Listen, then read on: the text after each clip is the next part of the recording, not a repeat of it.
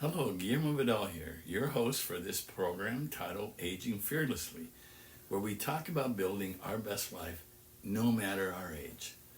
Now, some of you know I've been spending time comparing what is being presented on ABC's dating show, The Golden Bachelor, as an example of senior dating, to what I actually experienced during my 5 years being single as a sexagenarian. Lately, I've been surprised by some of the reactions I have received to the two programs that I presented about the red flags exhibited by a prospective romantic partner.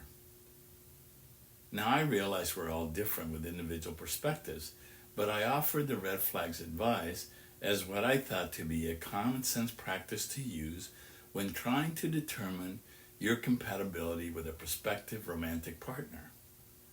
This certainly was not meant to imply that this search was a search for perfection in another person. After all, no one is perfect. But there are people that fit with us better than others.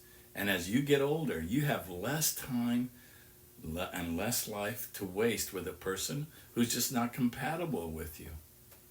But in order to determine this, you need to do the necessary work to learn who the person you're interested in really is. This is why it is important to notice the red flags in a prospective partner when they come up. Now, let me try to make this point with different words. There is a saying attributed to the famous Mexican painter Frida Kahlo that goes like this: take a lover who looks at you like maybe you are magic. I love this saying because it references the wonderful uniqueness that is a part of each one of us. As we get older, it is important that we see and accept the specialness in ourselves as something that is wonderful, something that is magic. This becomes the basis of deeper and true self-love. And if we can love ourselves, we can show others how to love us. We, in turn, can more easily see their magic. And this then becomes the foundation of a truly healthy and loving relationship. It won't be perfect, and you will experience rough patches, but because you see each other's specialness and magic, you'll be more able to convert your setbacks into building blocks of a stronger relationship. Now, I didn't always believe in my own uniqueness, and for reasons that have to do with my upbringing, I concluded that I was flawed and unworthy of love. With this belief in hand, I forfeited my self-image to the affirmation of others.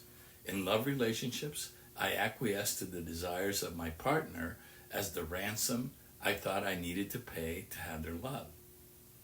Because I felt fortunate when a woman seemed interested in me, I ignored the red flags, but I simply didn't want to do anything to chase them away. As a result, I attracted love partners who used my energy and effort for their benefit, but also reinforced my belief that I was flawed and not worthy of their love.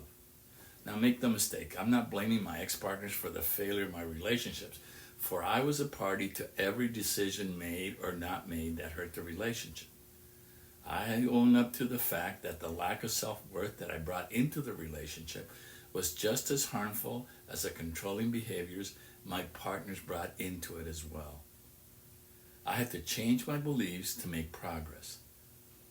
I hate to say it, but it took me over 60 years to see and value my magic, and it is why I'm so motivated to share this lesson with you.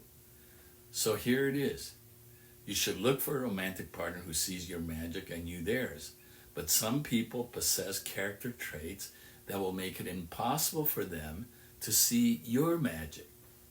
Now, I identified some of these behaviors like gaslighting, lying to manipulate, interfering in your relationships with friends and families as an example of red flags in order to give you an idea of what they're like.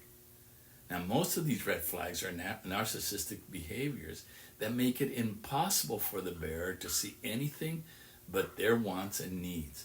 They are incapable of seeing and valuing your magic. Now, from my experience, you cannot create a very healthy relationship with people who exhibit these red flags. Now, it is not impossible, but you are in for a lot of grinding work trying to build one with them.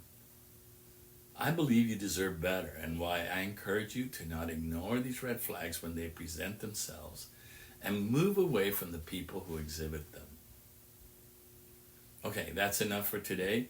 Thank you for sharing your valuable time with me. See you soon.